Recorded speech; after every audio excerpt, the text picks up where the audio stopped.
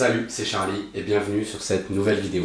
Aujourd'hui, nous allons parler immobilier et comment investir dans l'immobilier avec 0 € ou presque. Comme on l'avait vu dans une dernière vidéo, on peut investir dans l'immobilier sans investir son capital propre, c'est-à-dire en utilisant d'autres leviers, d'autres effets de levier comme on appelle ça, dont les banques.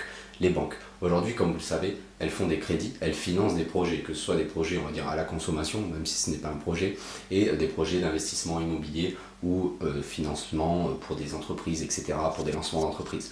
Donc c'est vrai que quand on parle d'immobilier, on pense souvent à des dizaines, des centaines de milliers d'euros à mettre sur la table pour notre projet, et pourtant on peut se faire en fait financer par la banque et donc éviter de débourser des milliers et des cents pour un projet. Et c'est intéressant parce que du coup vous allez pouvoir démarrer en fonction de votre situation professionnelle d'un CDI et pas forcément un CDI, contrairement à ce que on pense en règle générale de 2000, 3000, 4000 euros par mois. Vous pouvez investir aujourd'hui avec un SMIC si vous voulez, dans l'immobilier et lever entre 50, 100, 150 000 euros presque à peu près. Ça dépend bien sûr de votre projet, ça dépend de votre façon d'amener les choses à la banque, etc. Mais on va dire qu'à 100 000 euros, vous pouvez vous faire financer un projet avec un SMIC.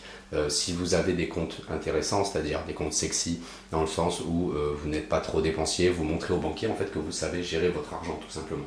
Parce que y a beaucoup de gens qui veulent investir, ou il y a beaucoup de gens en règle générale qui n'ont pas une éducation financière, j'ai envie de dire, ou alors qui ne savent pas vraiment gérer leur argent, compter leur argent et montrer aux banquiers en fait qu'ils sont capables de s'assumer et de faire des choix intelligents, stratégiques. Et donc si vous arrivez comme ça avec votre projet qui est un projet rentable, c'est-à-dire vous allez montrer aux banquiers que vous avez analysé votre marché, que vous avez une certaine rentabilité de prévue avec un cash flow, etc. Ça va permettre aux banquiers d'avoir confiance en fonction aussi de votre situation professionnelle, du coup, de votre CDI, de votre salaire et de la gestion de votre argent. Vous allez pouvoir demander à la banque de vous financer.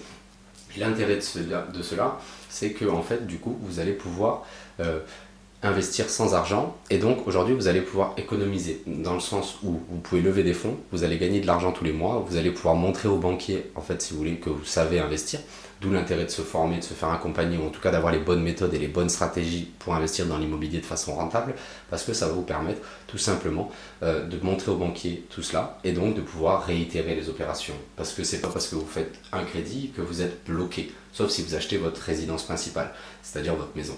Ça, c'est vraiment quelque chose que je déconseille au début, en tout cas si vous voulez investir. Mais si vous ne savez pas encore, évitez d'acheter votre résidence principale parce que si dans 5 ans vous voulez investir, vous risquez d'être bloqué, sauf si votre salaire a doublé ou en tout cas a fortement augmenté.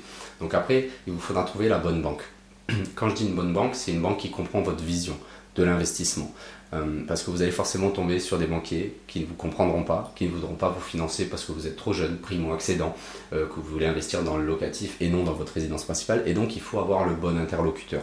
Parce que sans le bon interlocuteur, vous ne pourrez pas avoir votre financement. Donc c'est pas parce qu'un banquier vous dira non que c'est non. C'est juste un banquier. C'est pas la totalité des banquiers. Et c'est ce qu'il faut comprendre. C'est le fait de ne pas abandonner. C'est la même chose en règle générale, mais si vous voulez, c'est pas parce qu'une personne vous dit non que tout le monde vous dira non. Et moi je dis souvent que quand on a un non, on se rapproche du oui. Donc si vous voulez, si vous avez un dossier bien monté, et quand je dis un dossier, on en parlait dans une dernière vidéo où on parlait de McDonald's sur le business, la façon de voir l'immobilier comme un business. Si vous arrivez chez votre banquier avec un business plan, avec un dossier complet, avec des analyses, avec des chiffres, avec toutes sortes de choses en fait qui vont prouver aux banquiers que vous savez où vous allez pouvoir tout simplement trouver votre crédit. Et donc en fait à partir de là, le but, quand vous avez trouvé le bon interlocuteur, c'est de pouvoir vous faire financer un maximum, dans le sens où peut-être qu'il y a un banquier qui vous dira oui pour 50 000, mais il y en a sûrement un qui vous dira oui pour 100 000. Après ça dépend, c'est des cas particuliers, etc. Mais en tout cas voilà, si vous n'avez pas ce que vous voulez dès le premier rendez-vous, ce n'est pas grave. Et après, quand je parle de bon interlocuteur, il faut aussi penser à avoir une personne qui a le pouvoir décisionnaire. Qu'est-ce que ça veut dire ? C'est-à-dire que si demain vous allez voir un banquier classique, il ne va pas pouvoir prendre la décision. Il va devoir envoyer à sa hiérarchie, à ses supérieurs hiérarchiques, votre projet, votre dossier, pour qu'il soit validé. Et le but, en fait, c'est d'arriver à rencontrer, à vous connecter avec la personne qui a le pouvoir décisionnaire, un directeur d'agence par exemple.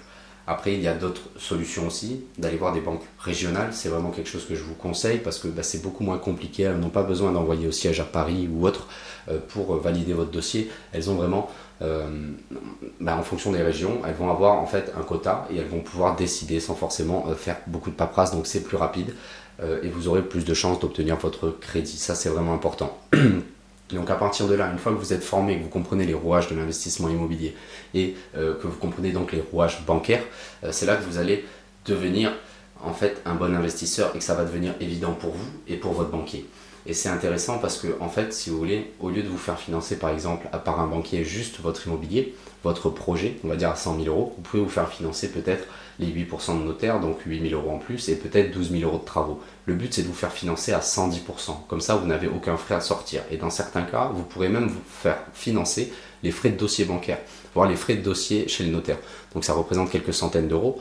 Donc voilà, en gros, vous avez quelques centaines d'euros à débourser si jamais il ne vous finance pas les frais de dossier pour investir dans l'immobilier. Mais vous vous rendez compte quand même que du coup on peut lever 110 000 euros et dépenser que quelques centaines d'euros, et ça reste quand même très très intéressant parce que suivant votre projet, s'il est rentable, etc., dès le premier mois vous allez pouvoir récupérer cet argent là. Il y a aussi d'autres techniques avec des décalés de remboursement, etc., mais ça on en parlera vraiment dans une vidéo spéciale banquier, spéciale création de dossier, comment négocier, etc. En fait, si vous voulez, vous allez devoir vraiment analyser votre marché, du coup, faire un vrai dossier, parce que 80% des investisseurs sont non rentables et les banquiers le savent, on va dire. Et donc dans le sens où, si vous voulez, ils vont vite se rendre compte si vous savez de quoi vous parlez ou pas, et donc ils vont avoir une confiance ou pas en vous, et donc ils vont vous financer ou pas. Et en fait, c'est ça qu'il faut prendre en compte, c'est que tout passe par votre attitude. Si vous arrivez aujourd'hui avec un bon projet et que vous montrez au banquier que c'est bon, il va vous suivre. Et donc il va vraiment falloir vous former là-dessus, sur la création de dossiers bancaires, etc. Plus votre dossier bancaire sera complet, plus votre financement sera facile et rapide. Et c'est ça qu'il faut comprendre.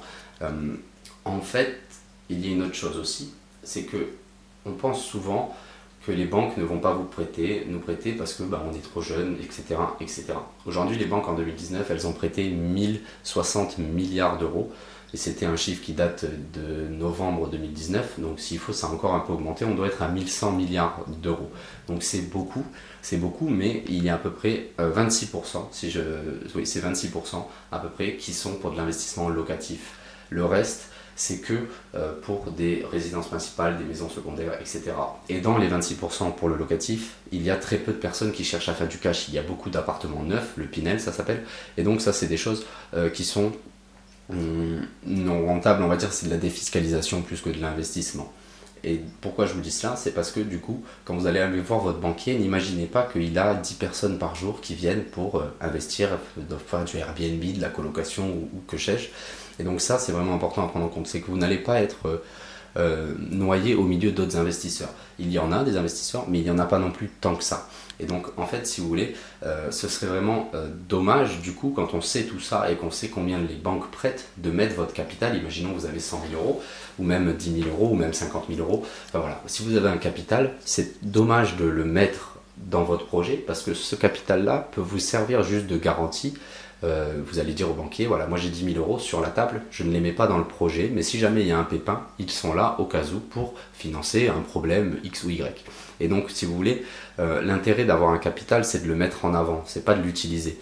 Et ça, souvent, on fait cette erreur-là quand on démarre, ou quand on fait même un ou deux investissements et qu'on se retrouve peut-être, je sais pas, pour des questions X, pour des raisons X ou Y, comme un héritage ou quoi, à avoir 10, 15, 20, 50, 100 000 euros, à vouloir les mettre dans un projet immobilier. Et c'est vraiment une erreur fatale, parce que du coup, en fait, ça va pas vous permettre de lever plus d'argent. Mais le banquier, par contre, il vous dira jamais non, parce qu'il est content de récupérer de l'argent directement. Donc il faut vraiment être dans la négociation et comprendre que vous avez le pouvoir. Il ne faut pas non plus être arrogant, mais vous avez le pouvoir, dans le sens où le banquier gagne de l'argent aujourd'hui avec les crédits et avec les produits de la banque. PEA, plan épargne action, excusez-moi. Enfin voilà, toutes sortes de choses, tous les produits assurance vie, etc. Donc si vous savez cela, c'est que vous savez que du coup, il va gagner de l'argent. Il y a des intérêts, même si les taux d'intérêt sont très bas, il va quand même gagner de l'argent.